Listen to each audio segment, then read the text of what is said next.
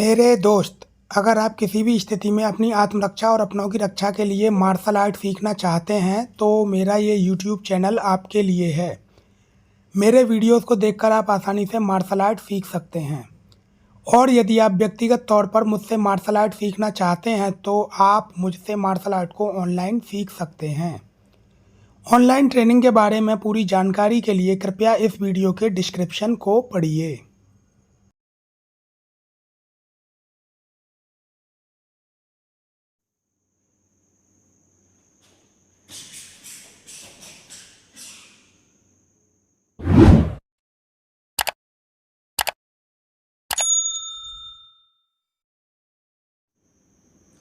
नमस्कार, मैं हूं प्रभात और इस वीडियो में मैं आपको बताने जा रहा हूं कि मार्शल आर्ट में सेकंड हुक पंच को किस तरह से थ्रो किया जाता है।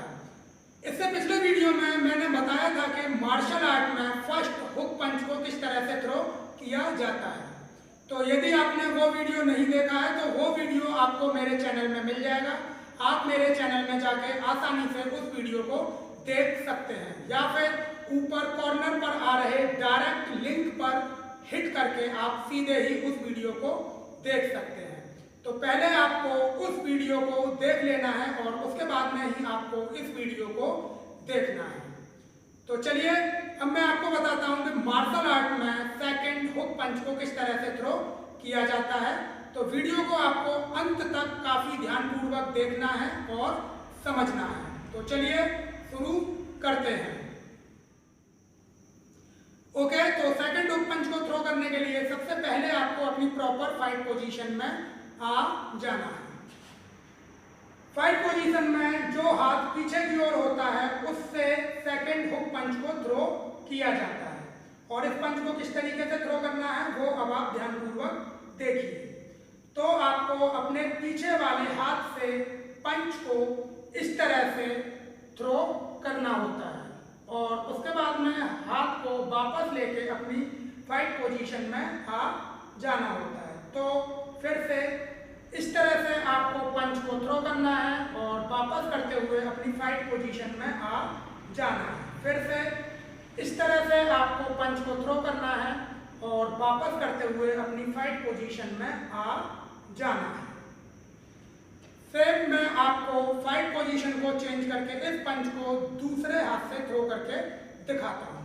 तो आपको अपनी प्रॉपर फाइट पोजीशन को बना लेना है और फाइट पोजीशन में जो हाथ पीछे की ओर होता है उससे ही सेकंड हुक पंच को थ्रो किया जाता है।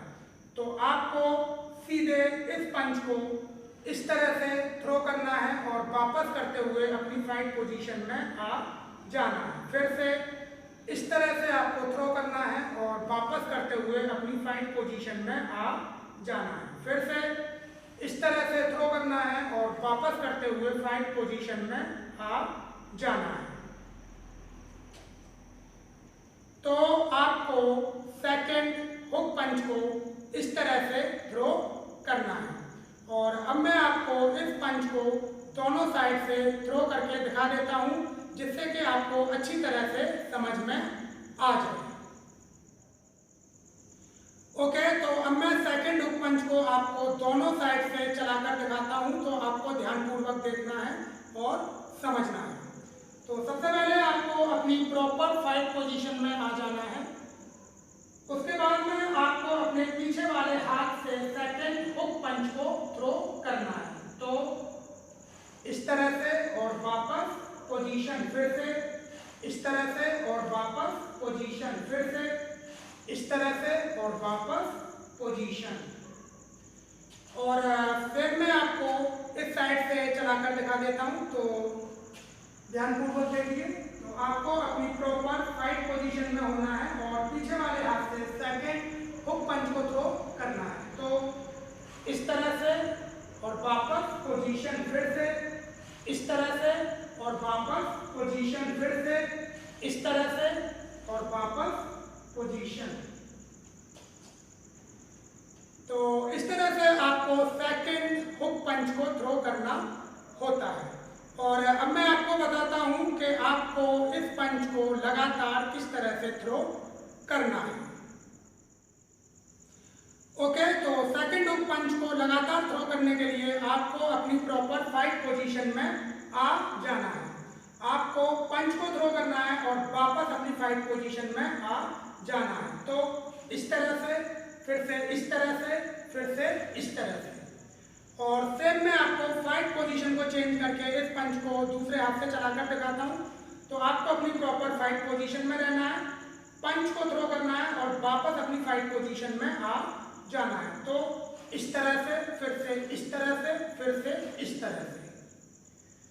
तो इस तरह से आपको सेकंड हुक पंच को लगातार थ्रो करने की प्रैक्टिस को करना है। और अब मैं आपको बता देता हूं कि आपको तेजी के साथ में सेकंड हुक पंच को किस तरह से थ्रो करना है।